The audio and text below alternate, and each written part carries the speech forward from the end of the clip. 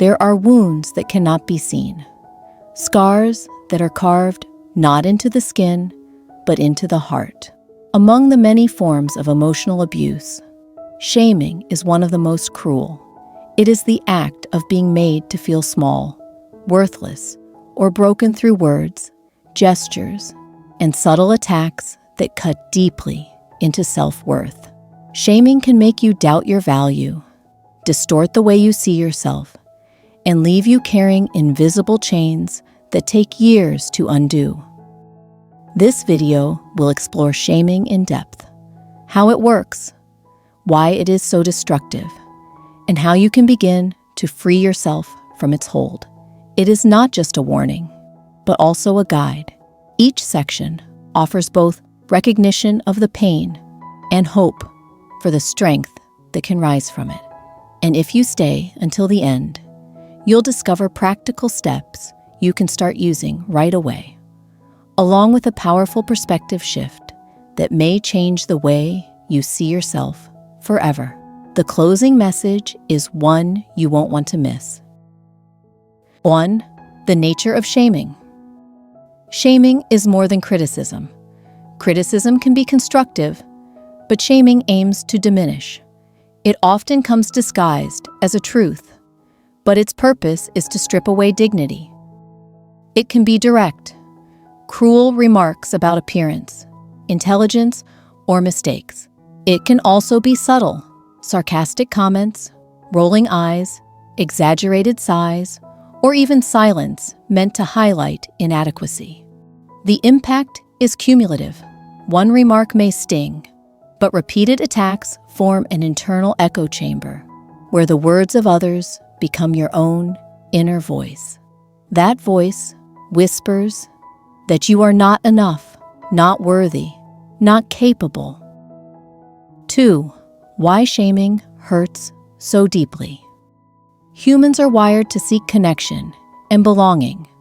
When someone close to you uses shame as a weapon, the very need for love and acceptance becomes a vulnerability.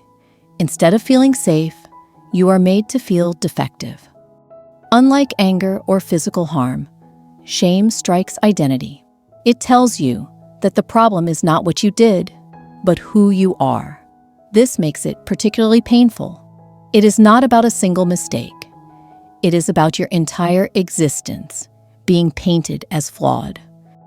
Such wounds often last longer than physical harm. They can carry into adulthood, affecting self-esteem, relationships, career choices, and the ability to trust. 3. The cycle of control. Shaming is not random. It is a tool of control. When someone makes you feel inferior, they gain power. They silence your voice because shame makes you hesitate to speak up. They weaken your confidence because shame convinces you that you cannot stand alone. Over time, this dynamic traps you. The more you are shamed, the more you doubt yourself. The more you doubt yourself, the easier it is for others to continue shaming you. It becomes a loop where silence and submission feel like the only options. This cycle is intentional. The abuser benefits from keeping you small. By believing the words spoken against you, you unknowingly surrender your strength. 4. Signs you have been shamed. Recognizing shaming can be difficult, especially if it has been part of your life for a long time. Some signs include a persistent inner critic that repeats the same hurtful words someone else once used, an exaggerated fear of mistakes because errors feel like proof of being worthless, a constant sense of walking on eggshells, afraid of being judged or humiliated, struggles with self-expression because your opinions feel invalid or foolish, feeling unworthy of kindness, love, or respect. Awareness is the first step. By naming the wound, you begin to see that it was never your fault. 5. The hidden cost of living with shame. Shaming does not only affect emotions, it seeps into every corner of life. It can sabotage relationships by making you tolerate mistreatment or push away those who care. Limit opportunities by convincing you that you are not smart enough, skilled enough, or deserving enough. Trigger mental health struggles such as anxiety, depression, or chronic self-doubt. Influence the way you parent, lead, or love, sometimes continuing the cycle without realizing it. This is why shaming is so dangerous. It plants a seed of self-rejection that grows until it feels like part of your identity. But it is not who you are. It is something that was done to you. 6. Reclaiming your worth. Breaking free from shame requires courage.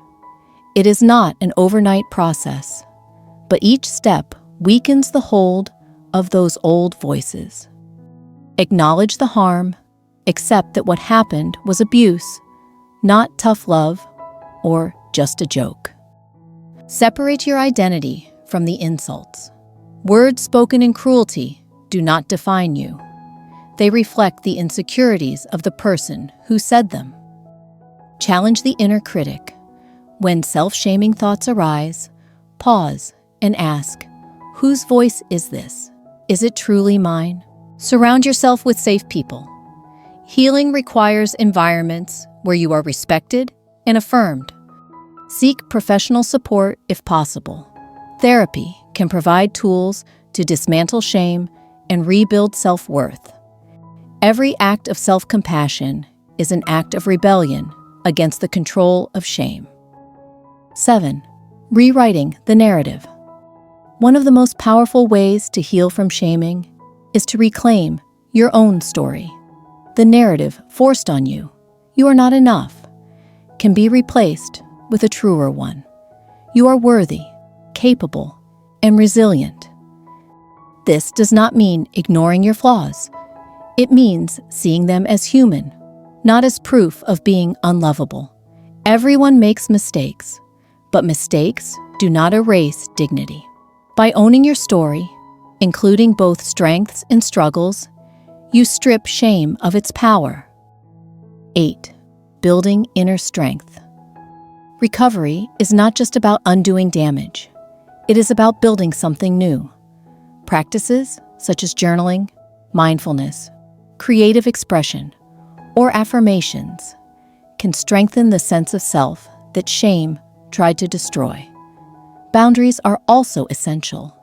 Saying no, walking away, or confronting disrespect can feel terrifying at first, but each boundary set is a statement. I am no longer available for shaming. Growth comes in layers. You may still hear echoes of old words, but over time, they lose their bite. They become background noise, no longer controlling your choices or self-image. 9. Offering compassion to yourself. Shame thrives on self-rejection. The antidote is self-compassion. This does not mean excusing harmful behavior or pretending the past did not hurt. It means meeting yourself with kindness where shame once met you with cruelty. Tell yourself the words you long to hear. Treat yourself with the gentleness you deserved all along. Healing is not about erasing the past. It is about refusing to let it dictate your future. 10. Moving forward. There will be days when old feelings return, when you doubt your worth or replay past humiliations. This does not mean you are weak. It means you are healing. Each step forward, whether small or large, builds a foundation of strength. Over time, the weight of shame becomes lighter. What once silenced you becomes the very experience that gives you wisdom, empathy, and resilience.